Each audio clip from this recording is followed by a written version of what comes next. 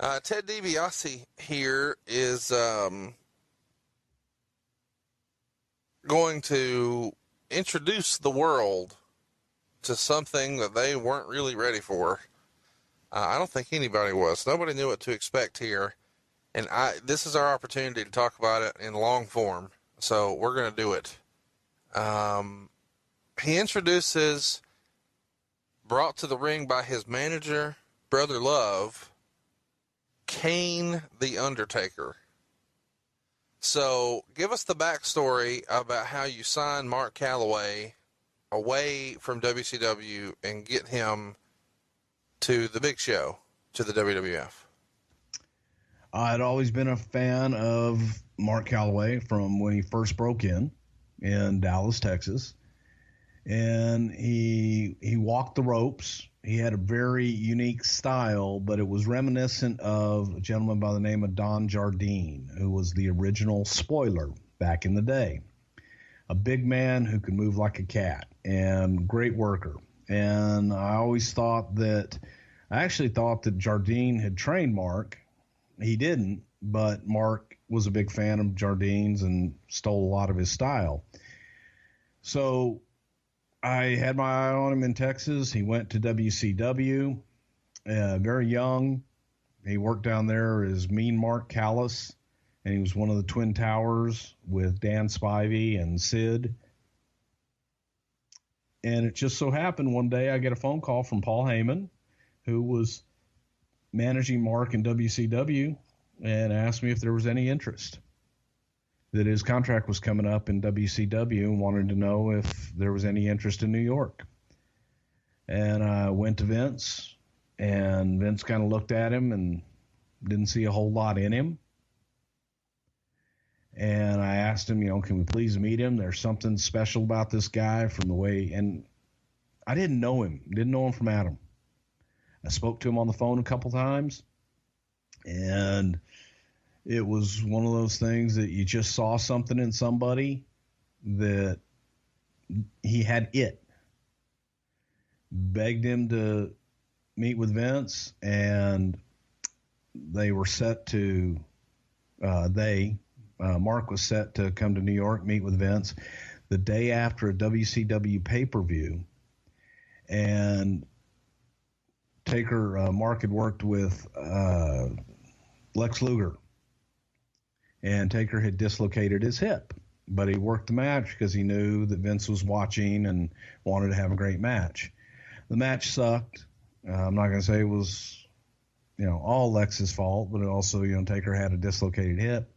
Vince called me. I was in the pool in Randy Savage's house. And Vince told me he wasn't interested in meeting with him.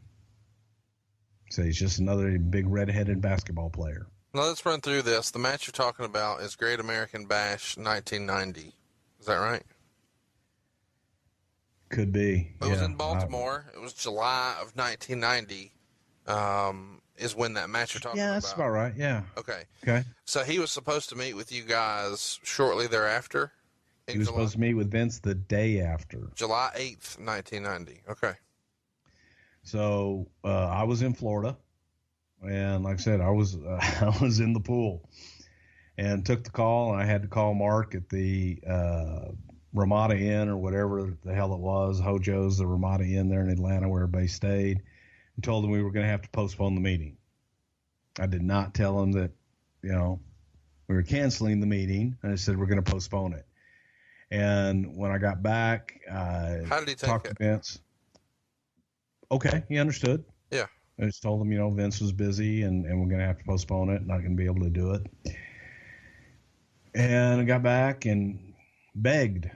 And they being WCW, had an event at the Meadowlands, I think, in the Northeast.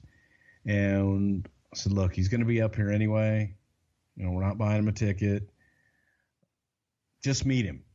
And we got Taker and Vince together, and Vince fell in love with him, just personality-wise.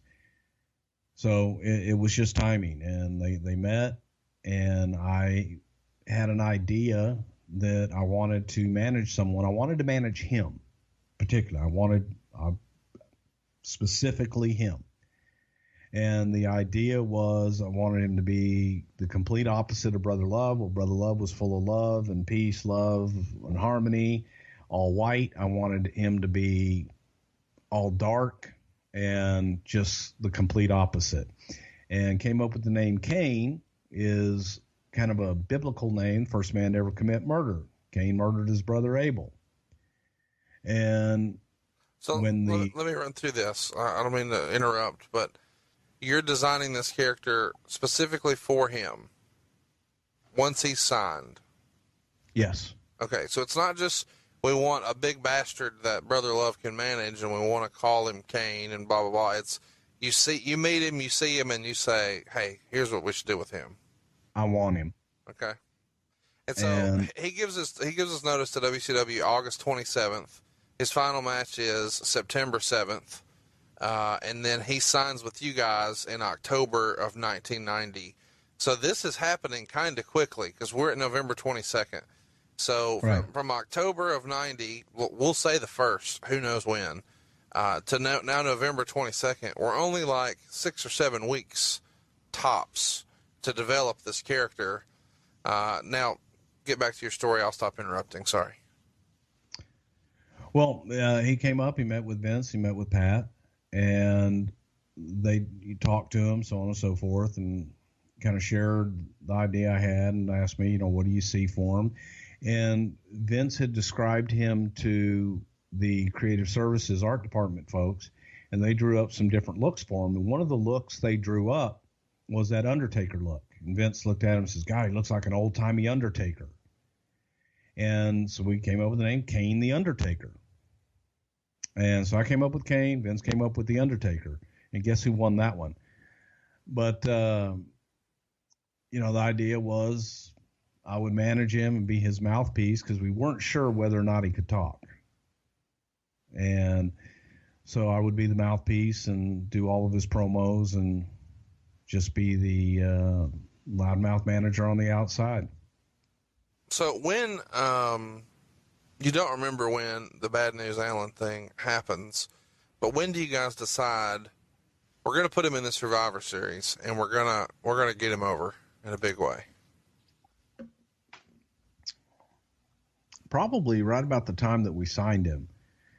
Thinking what better way to debut him than at Survivor Series. Because he could run through a few guys. What's that? Because he could run through a few guys.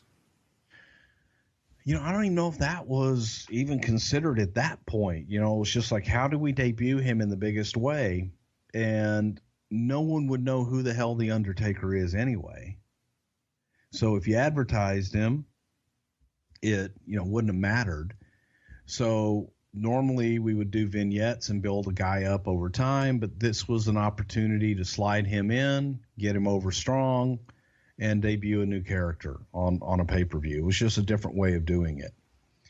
So the idea was, to bring him in and have that be his debut and have him be impressive.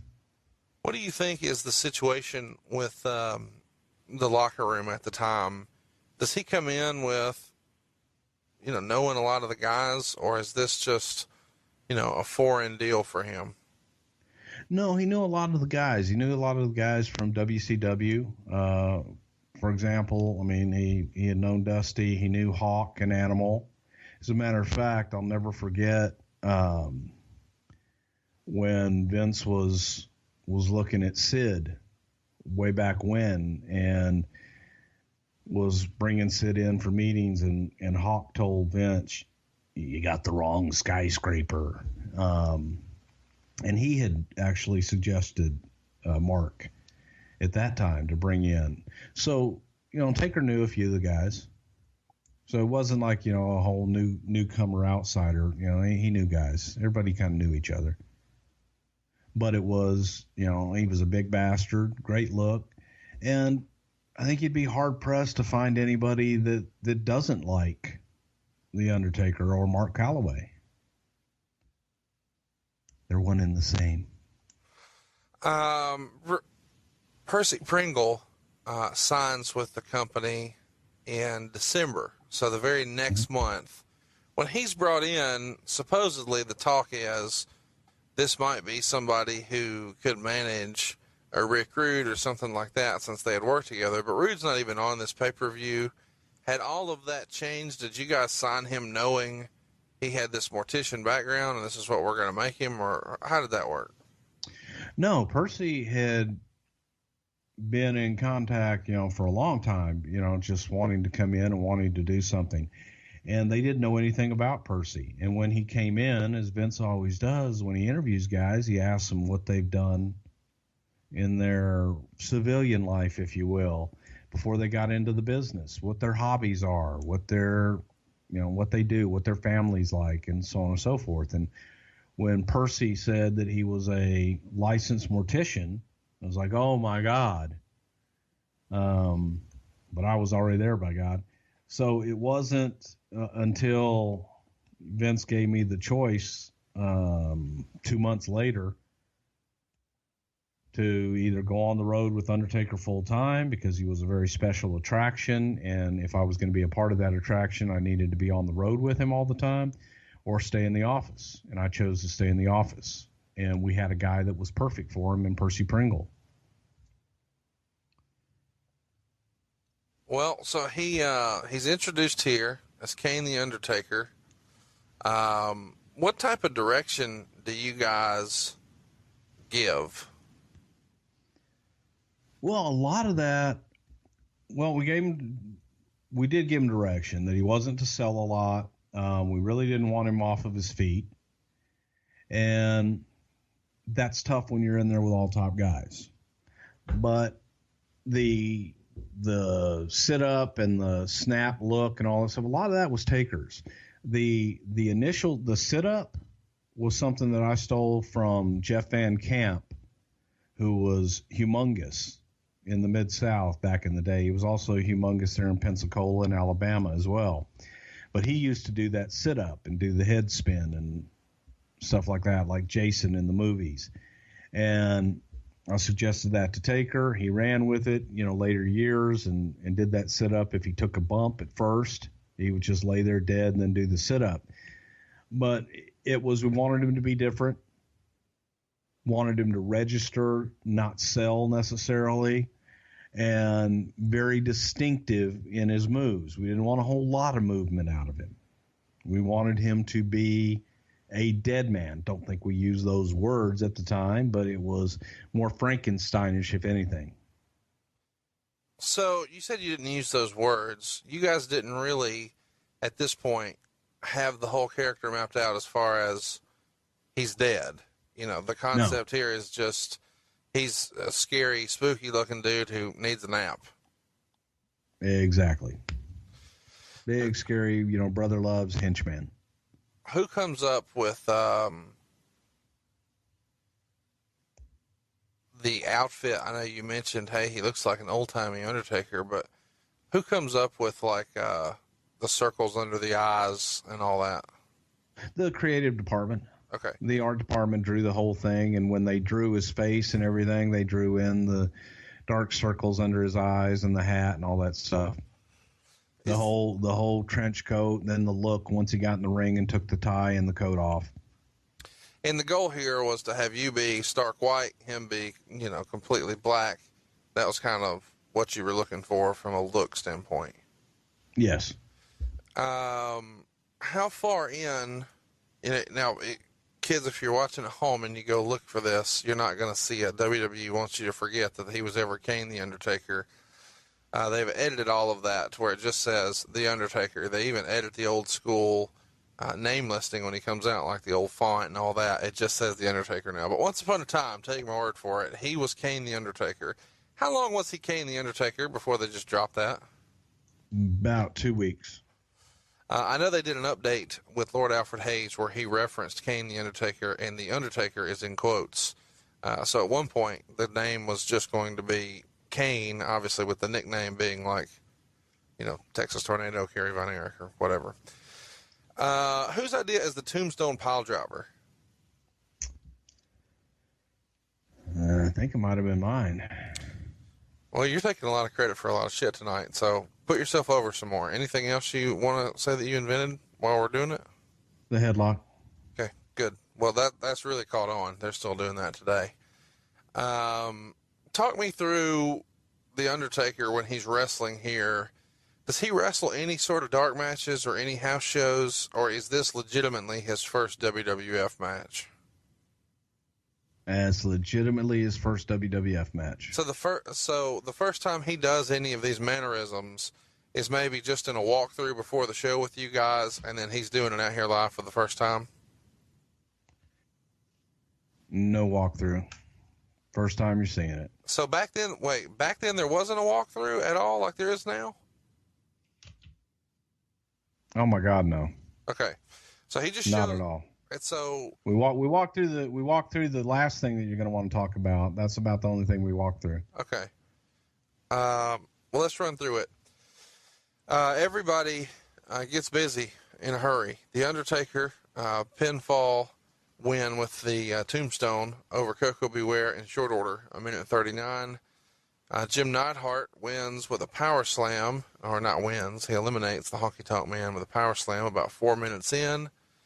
Ted DiBiase gets some outside assistance from Virgil to take out Jim Neidhart. The Undertaker eliminates Dusty Rhodes after a double axe handle off the top rope. And then you start putting the boots, you as Brother Love, start putting the boots to Dusty on the outside. Roddy Piper on commentary calls you Blubber Love, which I find hilarious because you're kicking a man who's much larger than you. And then I guess Dusty starts to make some sort of a comeback on you, and then the Undertaker gives chase. Am I remembering that right? You are correct, sir. So the Undertaker is counted out here, but not after he kind of dominates the majority of the match, and everybody is putting him over, Dusty Rhodes included. Anything in particular stick out to you about this moment? Well, it was a huge moment for me. You know, I'm in there working with Dusty, which I always loved working with Dusty, and being out with DiBiase and all that. It was just a lot of fun. But I remember getting back. Coco was upset. Coco was pretty pissed off and approached Taker when he came back. Felt Taker dropped him on his head, and you know I watched it again, and it was a little snug. But it wasn't on purpose, and I think it was just simply a case of the nerves. And Taker's out there first time. He was kind of close to the ropes, and, you know, it ain't ballet. So Taker apologized. Coco kept, persisting, and I just had to pull Mark away because he wasn't going to win that one and just move on next. But, yeah, Coco was a little upset, and Coco felt that he was a little too snug and took liberties. In the rest of the match, or just with that particular finish? Just with that particular finish. Just on him, yeah. It's worth mentioning that we've heard this before. I'm sure we'll talk about it at some point, but Survivor Series the next year is when the decision is made to put the belt on The Undertaker, and he tombstones Hulk Hogan onto a chair that slid into the ring by Ric Flair. And Hogan would go on to tell people that his neck was legitimately injured and that he had a broken neck and that he was put in a gurney after and sent to the hospital. And Undertaker, supposedly, he hasn't told me this personally, says that he never really forgave Hogan for that because it became clear when you look at the tape, he was a foot away. He took the best possible care of Hogan. And that match happened in a place where Undertaker could fly and his whole family to see it. And it was his first time winning the WWF World title. And he's working a pay-per-view main event against Hulk Hogan. And that was all kind of robbed from him. And then he got a lot of heat, supposedly, with the Office. And they took the belt off of him quickly. And he wasn't in that spot again for a long time. So when Hogan would return years later to the WWF with the NWO and all that, and now the Undertaker is kind of the big dog on the yard, he was not nearly as receptive to Hulkamania as he could have been because he still remembered that particular situation where it was an injury from a tombstone, but it really wasn't. Do you have any sort of recollection of any of that I just ran through? Well, all of it is hearsay. I wasn't there, so but you described it pretty accurately.